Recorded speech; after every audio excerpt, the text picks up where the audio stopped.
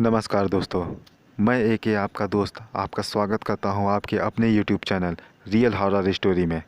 आज मैं आपके लिए लेकर आया हूं दो दोस्तों की कहानी जो पारलौकिक शक्तियों के ऊपर डॉक्यूमेंट्री वीडियो बनाने का बहुत शौक़ रखते थे।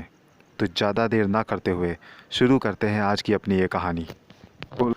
कोलकाता में बनी हुई एक इमारत की 6ठी मंजिल की छत पर अभिषेक और कबीर लेटे हुए थे।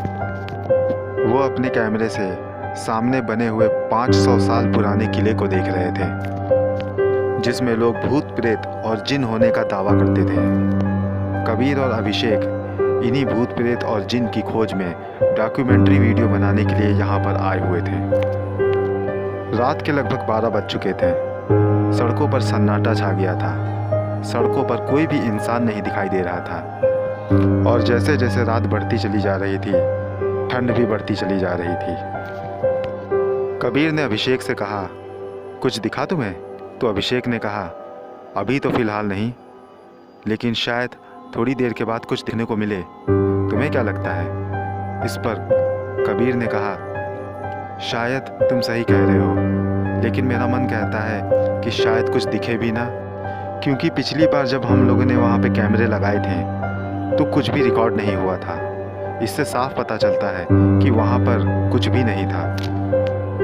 अभिषेक ने कहा, शायद जिस जगह पे कल हम लोगों ने कैमरे लगाए थे उस जगह पर वो भूत प्रेत आए ही ना हो, या ये भी हो सकता है कि भूत प्रेत कैमरे में दिखते ही ना हो। इस पर कबीर ने कहा, अगर भूत प्रेत कैमरे में दिखते नहीं हैं तो हम लोग यहाँ क्या कर रहे हैं और ये कैमरा लेकर यहाँ क्यों बैठे हुए?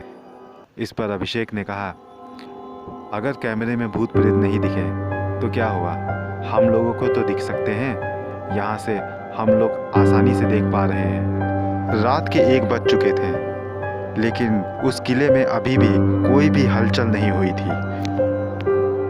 लेकिन कुछ देर के बाद ही वहाँ उस किले की ज़मीन पर कुछ धुंध सी छाने लगी और धीरे धीरे वो धुंध बहुत ही गाढ़ी होती चली जा रही थी। वो धुंध ज़मीन से ऊपर उठती चली जा रही थी। लेकिन कमाल की बात ये थी कि इतने बड़े किले की कुछ स्क्वायर फीट की ज़मीन पर ही वो धुआं उठ रहा था। अभिषेक ने कबीर से कहा, देख कबीर, वहाँ कुछ हो रहा है, शायद आप कुछ देखने को मिले। और धीरे धीरे वो धुआं छटने लगा और जैसे ही धुआं छटा उस जगह पर दोनों को एक इंसान की आकृति दिखाई पड़ी। वो आकृति उसी मैदान में इधर से उधर टहलने लगी।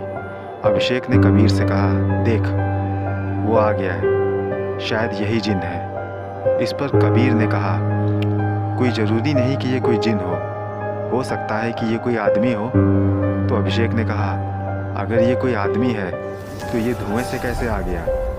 इस पर कबीर ने कहा, हो सकता है कि इसने किसी ट्रिक का इस्तेमाल किया हो और धुएं की आड़ में ये आ गया हो। इस पर अभिषेक ने कहा, अब ये इंसान है या जिन, ये सब हम लोग बाद में डिसाइड करते हैं। पहले हमें ये देखना होगा कि ये लोग करते क्या हैं। कुछ देर के बाद वहाँ पर एक आदमी न जाने कहाँ से आ गया। वो पहले आए हुए उस इंसान से बात करने लगा और कुछ ही देर में वहाँ पे 2 इंसान और आ गए, फिर कुछ और फिर कुछ और धीरे धीरे करते करते वहाँ पे 10 से 15 लोग इकट्ठे हो गए।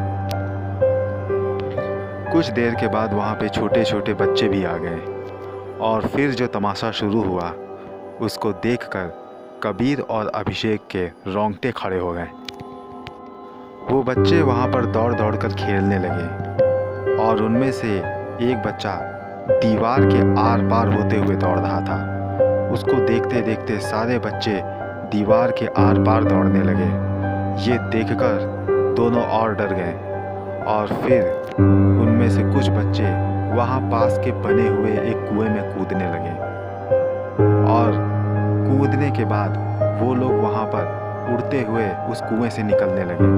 अब ये सब देखकर इन दोनों की हालत और ख़राब हो गई। कबीर ने अभिषेक से कहा, चलो यहाँ से चलते हैं, मुझे बहुत डर लग रहा है। इस पर अभिषेक ने कहा, रुक जाओ, अभी हमें और देखना है, चुपचाप यहीं पे बैठे रहो। अगर इन लोगों को पता चल गया कि हम लोग इन्हें देख रहे हैं तो हो सकता है कि ये लोग मुझे मार डालें और साथ में तुम्हें भी। कबीर चुपचाप वहाँ पर लेट गया और उस किले में होने वाली घटनाओं को देखने लगा।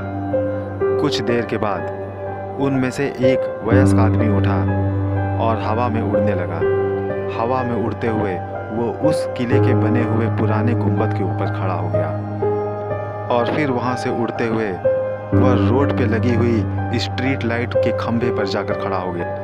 कुछ देर खड़े रहने के बाद वो वहाँ से गायब हो गया और इधर किले में सब सामान्य चल रहा था, लेकिन वो खेलने वाले बच्चे एक से बढ़कर एक करतब दिखा रहे थे जिनको देखकर डर भी लग रहा था। फिर वहाँ पर अचानक से एक रोशनी हुई और रोशनी खत्म होते ही वहाँ पे एक बुजुर्ग दिखाई दिए। हालांकि इतना साफ कुछ नहीं दिख रहा था, लेकिन ये पता चल रहा था कि उस रोशनी से जो आया था वह एक बुजुर्ग था और उसके आते ही सब लोग सावधान होकर खड़े हो गए। कुछ देर खड़े रहने के बाद उन सभी के बीच में कुछ बातें हुई। धीरे धीरे देखते देखते वहाँ पे कुछ और लोग भी आ गए। उनकी तादाद बढ़ती ही चली जा रही थी। अब ये सब लगभग 100 या 120 के पार हो चुके थे।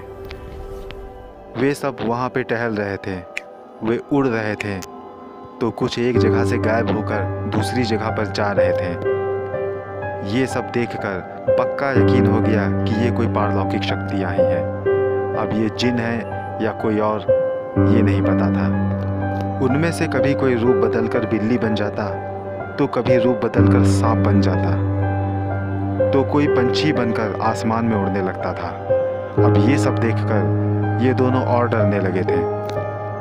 वहाँ पर खेलने वाले छोटे बच्चे जो लगभग 5 साल की उम्र के ही होंगे, वे उस किले की बनी हुई मोटी मोटी चट्टानों को उछाल उछाल कर खेल रहे थे, मानो जैसे कि वो चट्टान नहीं रुई का गद्दा हो।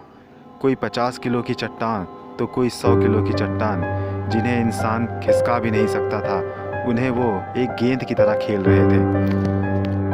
ये सब देखकर अभिषेक और कबीर की बोलती बंद हो गई थी। सारी रात ऐसे ही बीत गई और सुबह के जैसे ही 4 बजे वे बच्चे और वो बुजुर्ग उस किले से गायब हो गए। अभिषेक ने सारा सामान समेटते हुए कहा, चलो अब ये डॉक्यूमेंट्री हम लोग न्यूज़ चैनल को बेचेंगे और ढेर सारा पैसा कमाएंगे। इतना कहकर वो जैसे ही मुड़े वो दंग रह गए। सामने उनके एक खौफनाक आकृति खड़ी हुई थी।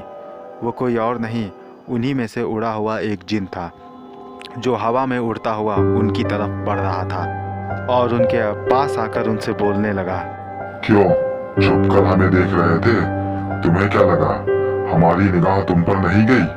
तुम हमसे छुपकर कुछ भी कर लोगे? ऐसा नहीं हो सकता।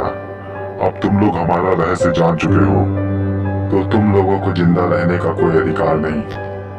और उसके बाद उस जिन ने, जिसके बाद कबीर और अभिषेक को कोई होश नहीं रहा। जब उनकी आंख खुली तो उनके चारों ओर कुछ आदमी खड़े हुए थे और जब उन्होंने अपने बारे में पूछा तो उन लोगों ने बताया कि तुम हमें पीछे गैलरी में पड़े हुए मिले थे। शुक्र मनाओ, इतनी ऊंचाई से गिरने के बावजूद भी तुम्हें चोट नहीं लगी, क्योंकि नीचे घास पड़ी हुई थी। मैदान की साफ़ सफाई के लिए हम लोगों ने घास का ढेर वहीं लगाया हुआ था और तुम लोग वहीं पे गिरे थे। आखिर तुम लोग गिरे कैसे? क्या हुआ था तुम लोगों के साथ? इस बात का जवाब दोनों के पास नहीं था, क्योंकि वो इतना डर चुके थे कि इस बारे में वो किसी से कुछ नहीं कहना चाहते। उन लोगों ने ज़्यादा देर ना करते हुए वहाँ से भागना ही सही समझा और वे लोग अपने हॉस्टल जाकर अपना सारा सामान पैक करके तुरंत रवाना हो लिए और लखनऊ आने वाली ट्रेन पर बैठकर चैन की सांस ली। वे सब सही सलामत लखनऊ तो पहुंच गए, लेकिन आज भी जब वो उस घटना को याद करते हैं तो उनके दिल दहल जाते हैं। तो दोस्तों, ये थी आज की कहानी। उम्मीद है आप लोगों को पसंद आई होगी। अगर आपको मेरी कहानी अच्छी लगी है तो कृपया कमेंट करें और ये भी बताएं कि आप कौन सी कहानियाँ सुनना चाहते हैं। मैं कोशिश करूँगा कि आपके मनपसंद कहानी लेकर आऊँ। मेरे चैनल को सब्सक्राइब करिए, शेयर करिए और लाइक कीजिए। मिलता हूँ अगली बार एक नई कहानी के साथ। तब तक के लिए गुड नाइट।